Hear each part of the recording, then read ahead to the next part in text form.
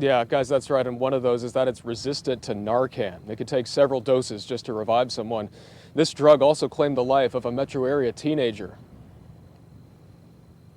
Made a choice from the second we found him in his room that I deserve to live a life not in the guilt and shame that could very easily drown a parent. Melissa's son, Jake, had just graduated from Mustang High School last spring. He was really into cars, and he also had lots of martial arts experience. But the most memorable thing about him, What we remember most about him is how much he made us all smile. He was always laughing, always smiling, big personality. Jake was just 18 years old, and he's the first confirmed death in Oklahoma linked to a new drug called cyclorphene, the state's Bureau of Narcotics said.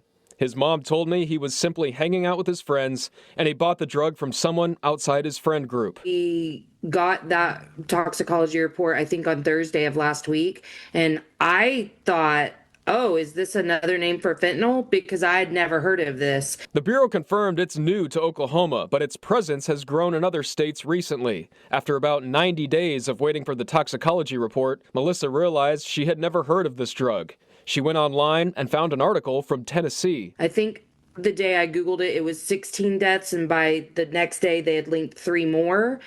So that's where I started learning about it. We do know that it can be 5 to 10 times stronger than fentanyl. And so since it is an opioid, naloxone might work, but it may take several doses because of how much stronger it is compared to fentanyl. The Bureau of Narcotics says the drug originally started in Europe and then made its way to the U.S. coastline. Naloxone, also known as Narcan, is not a guaranteed defense against the drug. It's that potent. And oftentimes first responders or even a family member who has naloxone may not have enough to bring somebody back. And that's the troubling thing, is we're getting into naloxone resistant drugs. But Melissa wants other parents to know about this, and she also encourages parents and their kids to understand the connection between drugs and mental health, and an open dialogue might prevent future problems. Knowing how I know my son, he didn't talk about things, he internalized them. This is something that I used to do as well. And so really, that's really the connection I'm trying to make, along with I want people to know this drug is out there. Now, OBN is working with the State Pharmacy Board as well as the legislature to ban this drug across the board. In Oklahoma City, Jason Berger, KOCO 5 News.